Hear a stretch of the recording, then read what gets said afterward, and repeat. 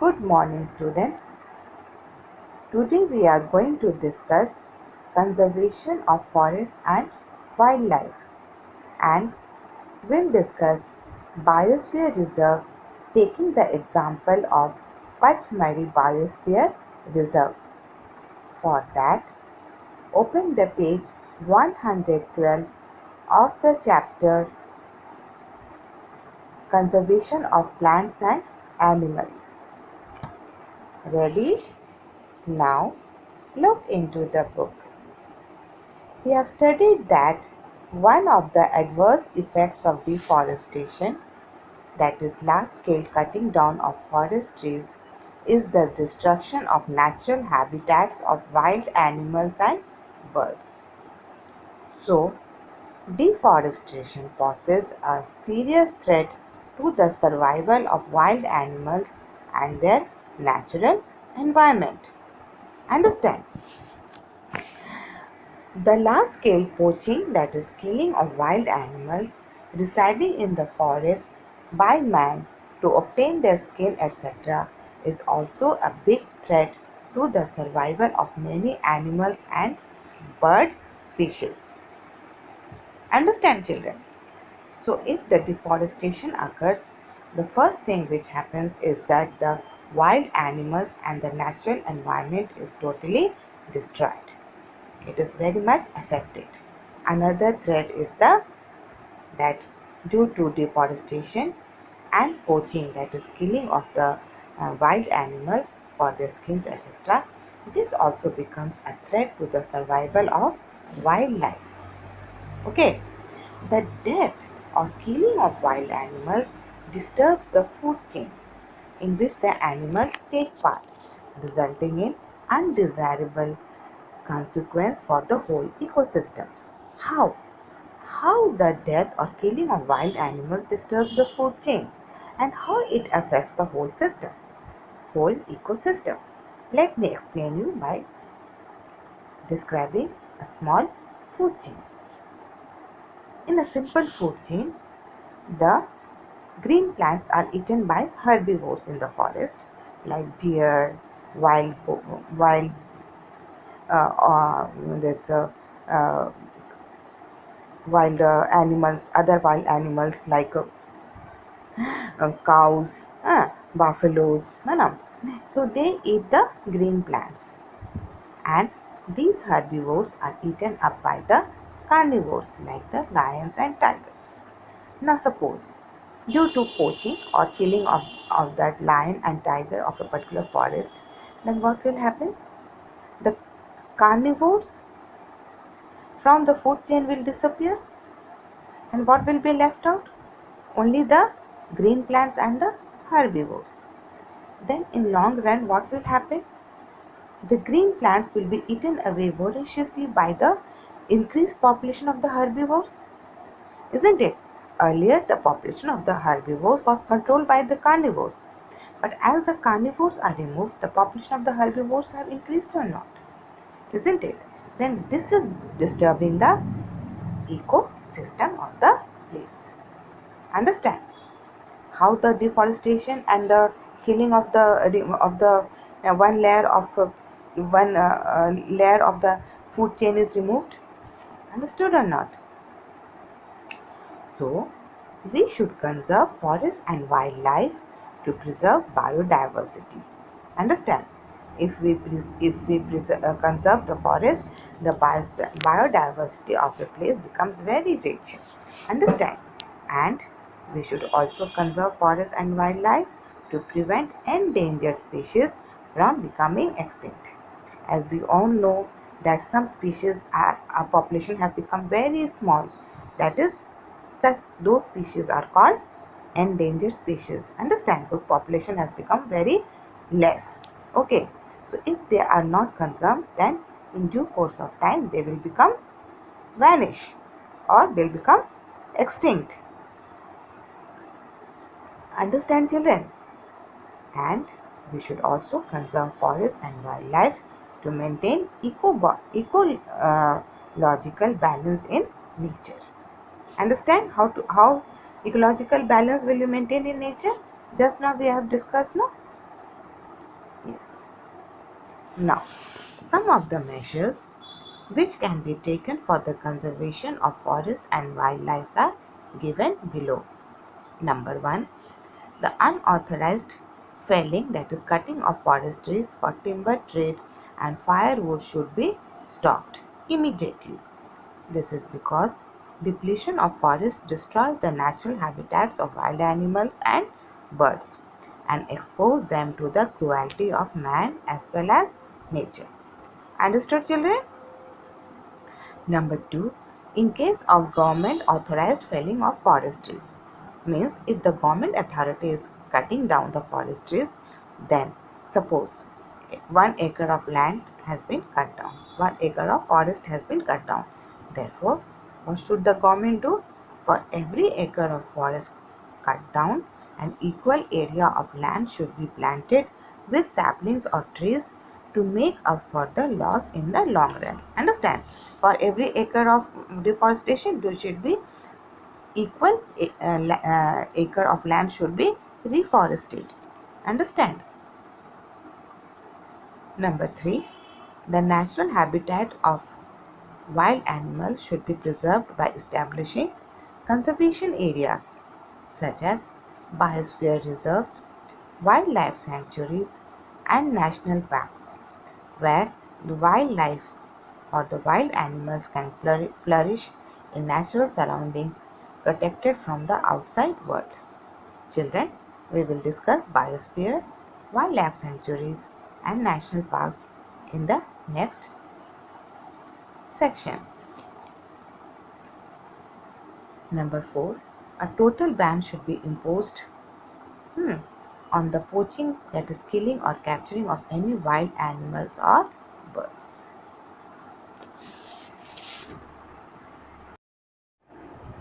Now let us understand what are biosphere reserves, wildlife sanctuaries and national parks.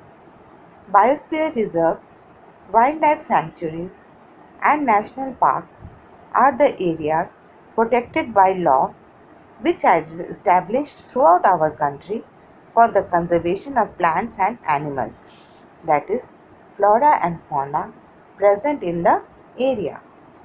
The purpose of establishing several biosphere reserves, wildlife sanctuaries, and national parks in India is to conserve wild animals and their natural surroundings, such as forests, so as to maintain a healthy balance in nature and to prevent the extinction of endangered wild. Now let us learn about biosphere reserve. For that, open the page 130. A biosphere reserve is a large protected area of land meant for the conservation of wildlife, biodiversity, and the traditional lifestyle of the tribal people living in the area. Dear students, generally the dense jungles found in the biosphere reserves are very much away from the urbanization. So in these regions, you will generally find tribal people living in their traditional forms. That is, in their traditional lifestyle. Okay, so the need of the local people to have access to the resource of this area has been kept in mind, so that their lifestyle is not hampered. And generally the tribal people, they never exploit the resources of the place where they live. This is their nature. Understand, children? So, a special feature of the protected area called Biosphere Reserve is that local people or tribals are an integral part of it. Understand? They are the necessary part of it. Thus, Biosphere Reserves jointly manage biodiversity and economic activity. Okay. We will now describe the basic design of a biosphere reserve. For that, look into the figure 2. This figure shows the design of a biosphere reserve. The innermost zone of the biosphere reserve is known as core zone. The core zone of the biosphere reserve is devoted to strict protection of wildlife. No human activity or economic activities allowed in the core zone of a biosphere reserve. Now look at the buffer zone. The middle zone of the biosphere reserve is called buffer zone. Buffer zone surrounds the core zone. In the buffer zone, only limited human activity compatible with conservation. Compatible with conservation means which is in harmony with the conservation is allowed. For example, research, environmental education, and tourism are allowed in the buffer zone of the biosphere reserve. Understand? Now, the last zone or the outermost zone of the biosphere reserve is called transition zone. In the transition zone, several non-destructive human activities. Non-destructive human activities means such as settlements, that is houses are made of tribals, and cultivation of crops are carried on, which these are allowed, which are necessary to sustain the life of tribals. A biosphere reserve may also contain other protected areas in it. For example, a biosphere reserve may contain wildlife sanctuary and or national park in it. Biosphere reserves are open to tourists up to the buffer zone. No tourists are allowed in the core zone of a biosphere reserve. There are 14 biosphere reserves in India. The names and location of some of the biosphere reserves of India are: number 1, Great Nicobar Biosphere Reserve, found in Andaman and Nicobar. Another is Kaziranga Biosphere Reserve, found in Assam. Sundarbans Biosphere Reserve, found in West Bengal. Kanha Biosphere Reserve, found in Madhya Pradesh. And Pachmari Biosphere Reserve, found in Madhya Pradesh. Open the page 114. Here we will describe the Pachmari Biosphere Reserve in somewhat detail. For that, students, look into the book. Pachmari Biosphere Reserve is in Madhya Pradesh state of our country. The biodiversity found in Pachmari Biosphere Reserve is unique. What is that unique feature? The plants and animals found in Pachmari Biosphere Reserves are similar to those of the upper Himalayan peaks and to those belonging to lower Western Ghats. Isn't it a very unique feature of biodiversity in Pachmari Biosphere Reserve, children? See, Pachmari Biosphere Reserve is in Madhya Pradesh, in the plain region, but the plants and animals found here are similar to those found in the upper Himalayan peaks. Quite amazing, isn't it? And also, some animals are similar to those belonging to lower Western Ghats. For this unique biodiversity of this biosphere, this Pachmari Biosphere Reserve has become a part of our national heritage. Understand, students? Okay. Pachmari Biosphere Reserve contains 2 wildlife sanctuaries and 1 national park. For that, now concentrate on the figure 3. Here we see the outline map of Pachmari Biosphere Reserve. Dear students, we find 2 wildlife sanctuaries. These are Bori Sanctuary and Pachmari Sanctuary. Have you located the students? Yes. This is the Bori Sanctuary and this is the Pachmari Sanctuary. And in the center of the map, we find Satpura National Park. There is also a reservoir on the northwestern side. This reservoir is called Tawa Reservoir. Okay? And those names which you find here, Churma, Dhan, Bori, all these are small settlements or villages of the tribal people living in the Pachmari Biosphere Reserve. Now, what is the role of biosphere reserves? The biosphere reserves perform the following roles or functions. Number 1. Biosphere reserves help in the conservation of wild life, that is, wild animals and plants of the area. Biosphere reserves help to maintain the biodiversity of the area. Biosphere reserves preserve the natural ecological conditions or ecosystems in the area. Biosphere reserves promote the economic development of the area, which is compatible with conservation objectives. Compatible means which is in harmony with the conservation activities. Those economic development biosphere is promoted in the biosphere reserves. Okay? Biosphere reserves help to maintain the lifestyle or culture of the tribal people living in the area. So, this is also a very important function. The culture of the tribal people is maintained. They are not amalgamated with the urban lifestyle. Understand, children?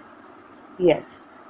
Biosphere reserves prevent the commercial exploitation of the area. No commercial work can be done in this area, because wherever any work of commercial on keeping in mind of the commercialization is done, exploitation occurs. For this reason, biosphere reserves prevents the commercial exploitation of the area. Biosphere reserves provides opportunities for scientific research, environmental education and tourism.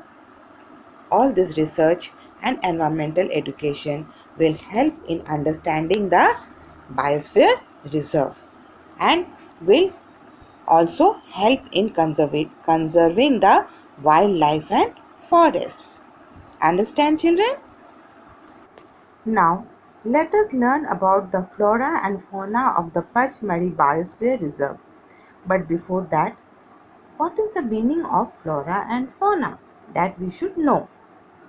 The plants that grow naturally in a particular area are called flora of that area, and the animals which live naturally in a particular area are called fauna of that area. The plants and animals of a particular area are called flora and fauna of that area. Understand? Now, what type of flora is found in the Biosphere Reserve of Pachmari? These are teak, jamun, fern, sal, mango and arjun, and cheetal, wolf, leopard, chinkara, blue bull, barking deer and wild dog are the examples of fauna of the Pachmari Biosphere Reserve. Look into the figure 5, page 115. Here we see some pictures of flora and fauna of Pachmari Biosphere Reserve. Do you see, students?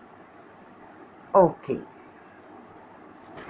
Before we go further and learn about the endemic species found in the Pachmari Biosphere Reserve, let us understand what is the meaning of the term species.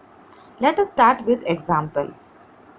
Dear students, we people, we belong to human species. We all look alike, isn't it? We have the same characteristic features. Likewise, the tiger, dog, cat, they are also different kind of species. All the members of the tiger species look alike, but they don't look like the species of the members of the dogs. Understand? So every species have the common features. This happens in the case of plants also, like paddy, pine, lotus and sunflower. All the plants of the sunflowers species will look same. Understand? And they give rise to same offspring. So, what is a species? A species is a group of same kind of organisms which can interbreed to produce fertile offspring. Understand what is species now? Yes. Now let us understand what is endemic species. Endemic species are those species of plants and animals which are found exclusively in a particular area. Understand? Means these animals and plants you will not find in other area. Understand? So what are the endemic plants found in the Pachmari Biosphere Reserves?